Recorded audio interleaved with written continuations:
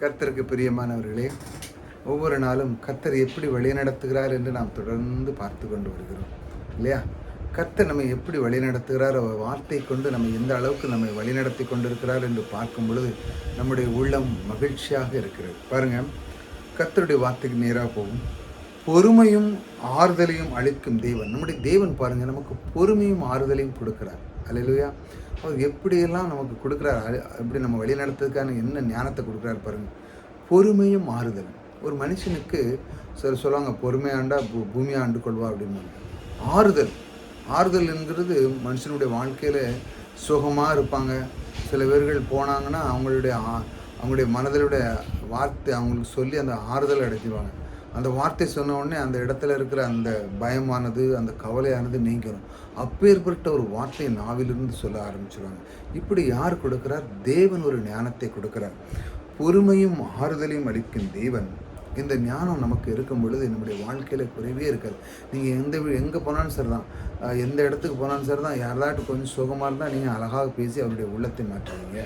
உங்களுக்கு பொறுமை இருக்குது. யாராட்டும் சண்டை போட்டாங்கன்னா, ஏதாட்டும் ஒரு பிரச்சனை வந்துச்சுன்னா, இல்லை அப்படி இருக்காதா இப்படி சொல்லி உங்களுக்கு ஒரு பொறுமையோடு சேர்ந்து அவருடைய வாழ்க்கையை தரத்தை நீங்கள் உயர்த்துங்க. இப்படிப்பட்ட ஒரு ஞானத்தை கொடுக்குறாரு அளிக்கும் தேவன். இந்த மாதிரி விஷயத்தை தேவன் அளிக்கும் தேவன்.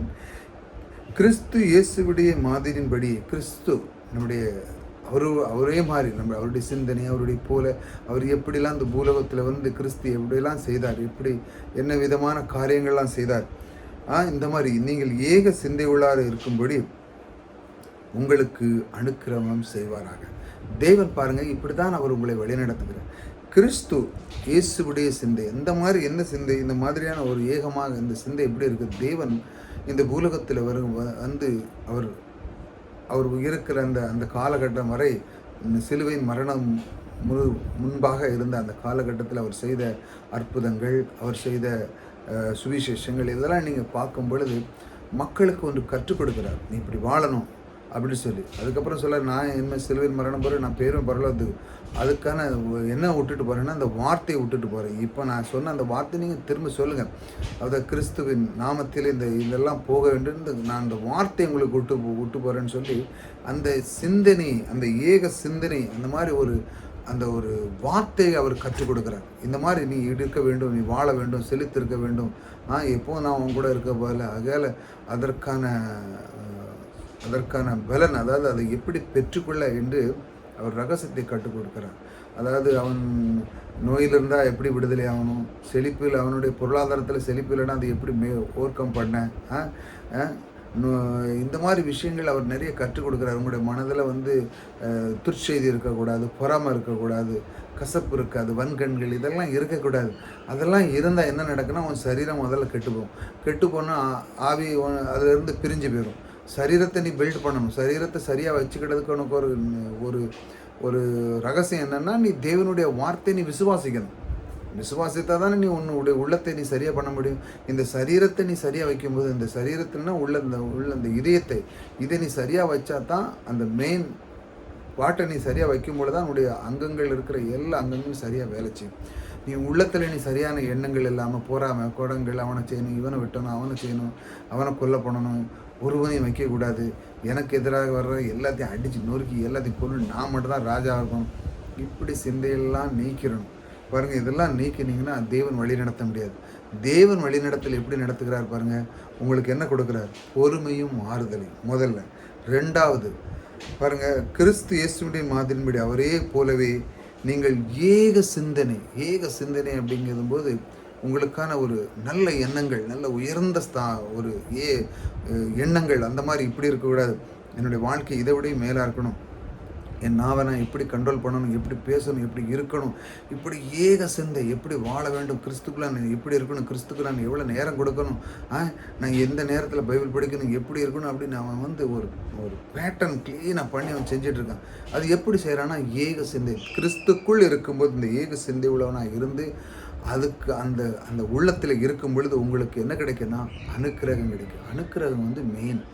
ஏனென்றால் இந்த அனுக்கிரகம் வந்து தேவனுடைய அன்பின் கிருபையினால் கிடைக்கிறது. நீங்கள் எங்கு சென்றாலும், நீங்கள் உங்களுக்கு முடியாதனாலும் அந்த காரியம் முடிஞ்சிடும். நீங்கள் ஒரு வேலை ஸ்தலத்தில் இருக்கீங்க, இந்த காரியம் எனக்கு முடியல அப்படின்னாலும் அதை உங்களுக்கு முடிச்சு தரவங்க இருக்கிறாங்க. உங்கள் மேலே அன்பு செலுத்துகிறவர் இருக்காங்க.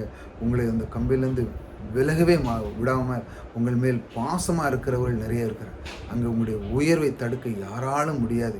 ஏனென்றால் தேவன் உங்கள் மேல் அனுக்கிரகம் பண்ணியிருக்கிறார். அவர் உங்கள் மேல் அந்த அவருடைய அன்பையும் கிருபையும் உங்கள் மேல் பொழிந்து வைத்திருக்கிறார். இந்த அனுக்கிரகமும் அணுக்களமும் உங்கள் வாழ்க்கையில் ஒரு நாளும் குறையாது.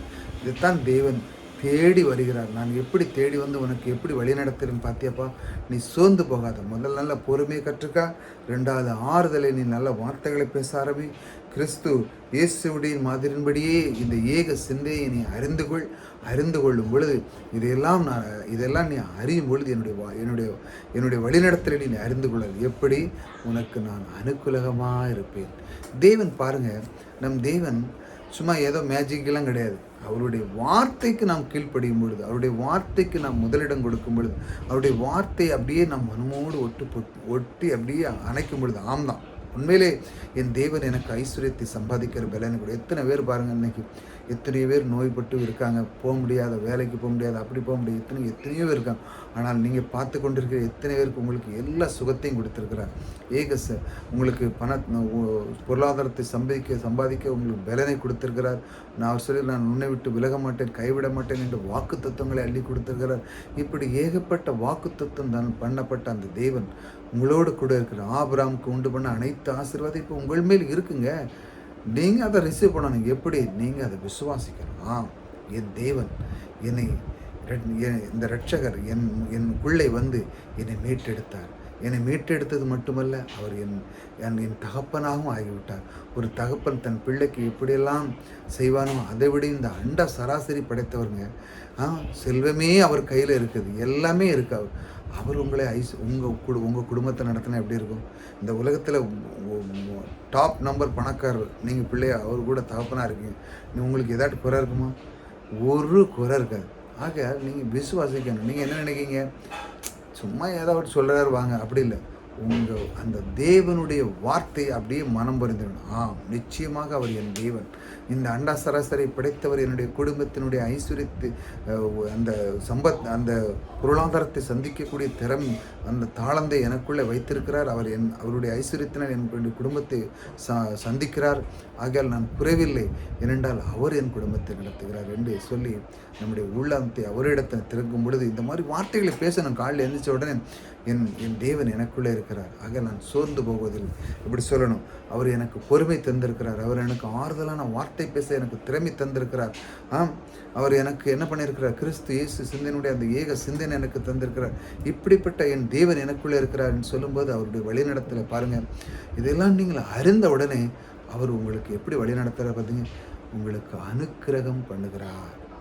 அனுக்கிரகம் போது உங்களுடைய முகஸ்பானங்கள்லாம் இருக்கலாம், அது ரொம்ப தெளிவாக அழகாக நீங்கள் எங்கே போனாலும் உங்களுக்கு ஒரு இடையூறு இருக்காது, ஒரு குறைவு இருக்காது. இப்படி தான் உங்களை அவர் வழி நடத்துகிறார். கர்த்தர் எப்படி வழி நடத்துகிறேன்னு நம்ம தொடர்ந்து பார்ப்போமா? கர்த்தர் உங்களோடு கூட இருக்கிறார். கர்த்தர் உங்களை ஆசீர்வதிக்கிறார்.